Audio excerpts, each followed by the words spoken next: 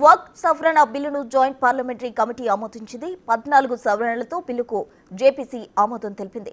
Majority vote ద్వారా వక్ఫ్ సవరణలు ఆమోదించినట్లు ధృవీకరించిన JPC chairperson Jagadambika Paul తెలిపారు. ఈ సవరణలకు 16 మంది సభ్యులు మద్దతు తెలిపారు, 10 మంది వ్యతిరేకించారు. క్లాజు వారీగా 44 సవరణలపై చర్చించామని జగదాంబిక పాల్ తెలిపారు. 108 గంటల పాటు 34 సమావేశాలను నిర్వహించామన్నారు.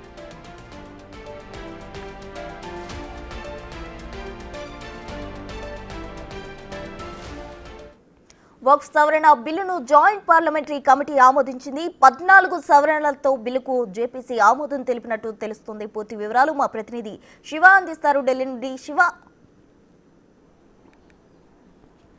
రైట్ ప్రస్తుతం జేపీసీ వక్ఫ్ సవరణ బిల్లుపై పార్లమెంటు జేపీసీని ఏర్పాటు చేసింది, జాయింట్ పార్లమెంటరీ కమిటీని ఏర్పాటు చేసింది. ఈ కమిటీకి అధికార పార్టీకి సంబంధించిన ఎంపీ జగదాంబిక పాల్ చైర్మన్గా ఉన్నారు. ఇప్పటికే 34 సమావేశాలను దాదాపు 108 గంటల పాటు దేశవ్యాప్తంగా వివిధ రాష్ట్రాలతో పాటు ఇటు ఢిల్లీలో కూడా పలుమార్లు ఈ జేపీసీకి వక్ఫ్ సవరణకు సంబంధించిన జేపీసీ సమావేశం జరిగింది. దీనిలో అభిప్రాయ భేదాలు అంటే ఏకాభిప్రాయానికి రావడంలో కొంత సమయం పట్టింది. ఈ నేపథ్యంలోనే ఇచ్చిన గడువు కన్నా మరికొంత సమయాన్ని ఇటు జేపీసీ కమిటీ సభ్యులు స్పీకర్ వద్ద పర్మిషన్ తీసుకుని కొంత సమయం కేటాయించాలని కోరిన నేపథ్యంలో మరికొంత సమయం ఈ జేపీసీ వక్ఫ్ సవరణ బిల్లుకు సంబంధించిన జేపీసీ కమిటీకి సమయం కేటాయించారు. అయితే దాని తర్వాత సమావేశాలు జరిగాయి. ఈ సమావేశంలో తృణమూల్ కాంగ్రెస్ ఎంపీ కళ్యాణ్ బెనర్జీ అలాగే జగదాంబిక పాల్కు మధ్య పలుమార్లు వాగ్యవాదం చోటు చేసుకుంది. అభిప్రాయ భేదాలు రావడం, దాని ఏకాభిప్రాయం అనేది కుదరకపోవడంతో ఇక్కడ పలుమార్లు సమావేశాలు వాయిదా పడడం, తర్వాత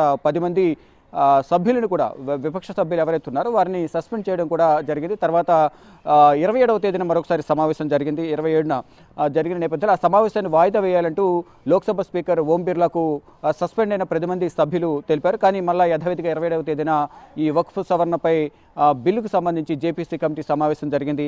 ఇక 27వ తేదీన జరిగిన సమావేశంలోనే నిర్ణయం తీసుకున్నట్లుగా కూడా తెలుస్తోంది. కానీ ఈరోజు మరొకసారి సమావేశం జరుగుతోంది. ఈ సమావేశంలో తుది నిర్ణయం అనేది అధికారికంగా ప్రకటించబోతున్నారు. అయితే 14 సవరణలతో ఈ వక్ఫ్ సవరణ బిల్లును ఆమోదించినట్లు కూడా జగదాంబిక పాల్ చైర్మన్ వక్ఫ్ సవరణకు సంబంధించిన JPC committee chairman Jagadambika Pal సూచించారు. దీంట్లో సవరణలకు మార్పులకు 16 మంది అలాగే వ్యతిరేకంగా 10 మంది ఓటు వేసిన నేపథ్యంలో మెజార్టీ పరంగా చూసుకుని అక్కడ బిల్లును అడాప్ట్ చేసినట్లు జగదాంబిక పాల్ ఒక ప్రకటన ద్వారా తెలియజేశారు. 16 మంది వక్ఫ్ సవరణ బిల్లుకు ఆమోదం తెలిపారు. విపక్ష సభ్యులు ఈ బిల్లును మేము వ్యతిరేకిస్తున్నాము, ఈ బిల్లు ఆమోదించడం ద్వారా ముస్లిం వర్గాలు నష్టపోయే అవకాశం ఉందనేది ప్రధానంగా విపక్ష సభ్యులు అయితే ఆరోపిస్తున్నారు. దానిలో భాగంగానే ఈ బిల్లును మేము వ్యతిరేకిస్తున్నామంటూ కూడా విపక్ష సభ్యులు తెలిపిన నేపథ్యంలో విపక్ష సభ్యుల ఆందోళన మధ్య అంటే మెజార్టీ తక్కువ ఉన్న నేపథ్యంలో అంటే మెజార్టీ అధికారిక పార్టీకి ఎక్కువ ఉంది 16 మంది ప్లస్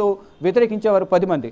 ఈ నేపథ్యంలోనే 16 మంది ఆమోదం ఉంది కాబట్టి బిల్లును ఆమోదిస్తున్నామంటూ జగదాంబిక పాల్ తెలియజేశారు. ఈ రోజు సాయంత్రం అధికారికంగా దీనికి సంబంధించి ఒక ప్రకటన ఉంటుంది. తర్వాత ఈ ఆమోదించిన బిల్లును నివేదికను chairman JPC committee chairman Jagadambika Pal Lok Sabha speaker Om బిర్లాకి ఇస్తారు. ఓం బిర్లాకి ఇచ్చిన తర్వాత దాని ఫర్దర్ ప్రొసీడింగ్స్ అనేది ఆయన చూసుకుంటారు. ఇప్పుడు రానున్న పార్లమెంట్ బడ్జెట్ సమావేశాల్లో ఈ బిల్లుకు సంబంధించి ప్రతిపాదన ఉండే అవకాశం కూడా ఉన్నట్లు సమాచారం అయితే అందుతోంది. అంటే ఎల్లుండి నుంచి ఈ నెల జనవరి 31 నుంచి పార్లమెంటు బడ్జెట్ సమావేశాలు ప్రారంభం కాబోతున్న నేపథ్యంలో ఈ వక్ఫ్ సవరణ బిల్లుకు సంబంధించి ఈ సమావేశాల్లోనే నిర్ణయం తీసుకునే అవకాశం కనిపిస్తుంది. ఇటు లోక్సభ అలాగే రాజ్యసభలో కూడా ఈ వక్ఫ్ సవరణ బిల్లును ప్రవేశపెడతారా లేదా మళ్ళా వేరే నిర్ణయాలను తీసుకుంటారనేది కూడా చూడాల్సింది. కానీ ఏదైతే వక్ఫ్ సవరణ బిల్లుకు సంబంధించి జేపీసీ ఏర్పాటు చేసిందో ఆ జేపీసీ అడాప్ట్ చేసిన బిల్లును అడాప్ట్ చేస్తున్నట్లు అంటే వక్ఫ్ సవరణ బిల్లును మార్పులకు సంబంధించి ఆమోదం తెలుపుతున్నట్లు కూడా మెజార్టీ ప్రకారం అధికార పార్టీ 16 మంది విపక్ష సభ్యులు 10 మంది కలిపి